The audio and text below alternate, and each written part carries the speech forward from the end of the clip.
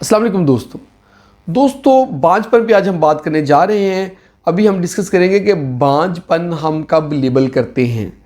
देखिए, अगर कोई कपल है, कोई जोड़ा अगर साथ इकट्ठे रह रहा है, उनकी शादी को 1 साल हो चुका है और उनका जो रिलेशन है वो फ्रीक्वेंट है, यानी कि वो पास रहते हैं और हफ्ते में 2 दफ़ा वो मिलते हैं एक दूसरे से, तो इस कंडीशन में 1 साल तक अगर हमल ना ठहरे तो अब हम जो है बांझपन लेबल करते हैं। बहुत सारे हमारे दोस्त होते हैं, वो 2 या 3 महीने बाद जब उनकी प्रेगनेंसी नहीं अचीव होती तो वो जो है डॉक्टर्स की तरफ भाग पड़ते हैं।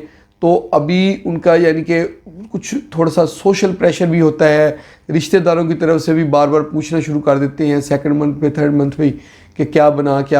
तो इस सिलसिले में जो है ना, पहले तो अपनी जो है ना जहन में ये रखना है कि 1 साल तक अगर कोई जोड़ा रहता है और उसके नहीं प्रेगनेंसी अचीव हुई तो फिर वो बांझपन लेबल करते हैं। सबसे पहले इसमें टेस्ट करवाना होता है, वो सीमन टेस्ट करवाना होता है। सीमन एनालिसिस करवाया जाता है 3 से 5 दिन के वक्फे से। जब 3 से 5 दिन के वक्फे से सीमन एनालिसिस करवाते हैं, उसके अंदर जो रिपोर्ट आती है उसके मुताबिक हम ट्रीटमेंट करते हैं। देखिए, मोटिलिटी जो है वो अगर 60% से ज़्यादा है तो जस्ट हम जो है ना वाइटामिन्स, मल्टीवाइटामिन्स देते हैं और उसी से ही जो है वो इम्प्रूव हो जाता है, यानी कि उसको दवाई की ज़रूरत नहीं होती। समटाइम हम उसको वैसे कहते हैं कि अपनी डाइट का ख्याल रखें।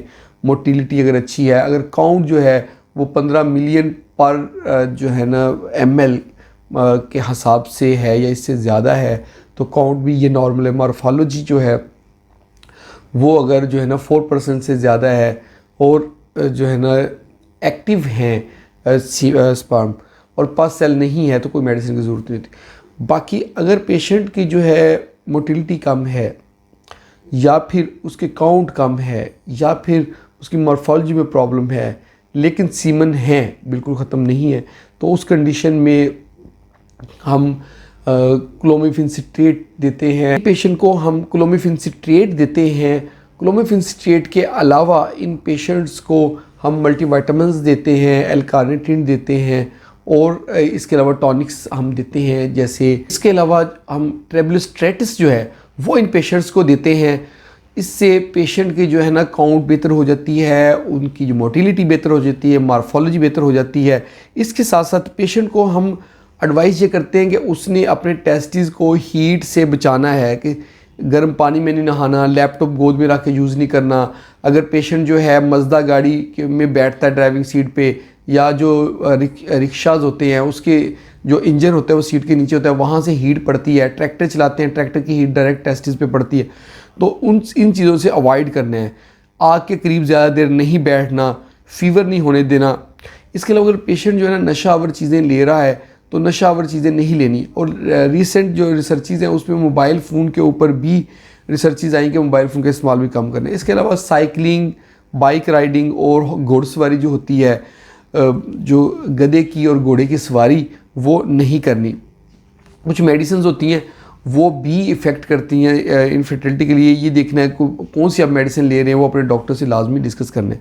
बहुत टाइट अंडरवेयर नहीं पहनने, नशावर चीज़ें किसी किस्म की लेनी, लाइक स्मोकिंग कुछ लोग करते हैं, कुछ अफ्यूम वगैरह, चर्स वगैरह का इस्तेमाल करते हैं, ये चीज़ें नहीं लेनी, तो उसमें बेहतरी आ जाती है। डाइट में जो है मछली, समुद्री मछली भी ले सकते हैं, फार्म में भी ले सकते हैं, ये बेहतर होती है। पोल्ट्री में पोल्ट्री यूज़ करें, लाइक मुर्गी वगैरह लें, अगर देसी लेने ज़्यादा बेहतर है। देसी अंडे भी लिए जा सकते हैं। सब्जियों का इस्तेमाल करें, फलों का इस्तेमाल करें। अगर दूध लेना बगैर बालाई के लें।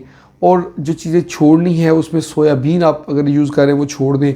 फास्ट फूड का इस्तेमाल छोड़ दें। अगर कोई नशावर चीज़ है, अल्कोहल वगैरह ले लें, वो छोड़ें। आलू का इस्तेमाल कम करें, चाय कॉफ़ी का इस्तेमाल कम करें। और जो ऐसे बाज़ारी मशरूबात होते हैं, जूसेस वगैरह जो बाज़ार से मिलते हैं, वो नहीं इस्तेमाल करने। सीमन एनालिसिस हम देखते हैं और वो बिल्कुल नील आता है, यानी कि कोई स्पर्म नहीं आया। स्पर्म नहीं है, मोटिलिटी भी नहीं होगी, मॉर्फोलॉजी भी नहीं होगी, सब कुछ नील आ रहा है। तो इस कंडीशन में हम 1 महीने के बाद पेशेंट की रिपोर्ट को रिपीट करते हैं कि कहीं कोई प्रॉब्लम तो नहीं आई, कोई एरर तो नहीं आया, या सीमन कलेक्शन में कोई प्रॉब्लम तो नहीं हुई।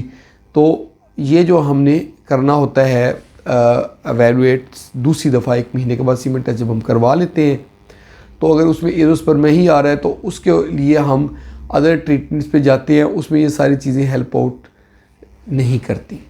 तो आप उसके लिए हमारी एज़ोस्पर्मिया की वीडियोस देख सकते हैं, उससे आपके कंसेप्ट्स क्लियर होंगे। तो ये थी आज की हमारी वीडियो इनफर्टिलिटी से यानी मर्दाना बांझपन से रिलेटेड। होप आप लोगों को वीडियो पसंद आई होगी। अगर वीडियो पसंद आई तो इसको लाइक कर दें, इसको शेयर करें अपने दोस्तों के साथ, वो दोस्त जिनको इनफर्टिलिटी का प्रॉब्लम है, जिनकी शादी हुई है और बच्चे अभी नहीं हुए। और हमारे चैनल को जल्दी से सब्सक्राइब कर दें ताकि आपको इस तरह की अच्छी अच्छी वीडियोज़ मिलती रहें। बहुत बहुत शुक्रिया।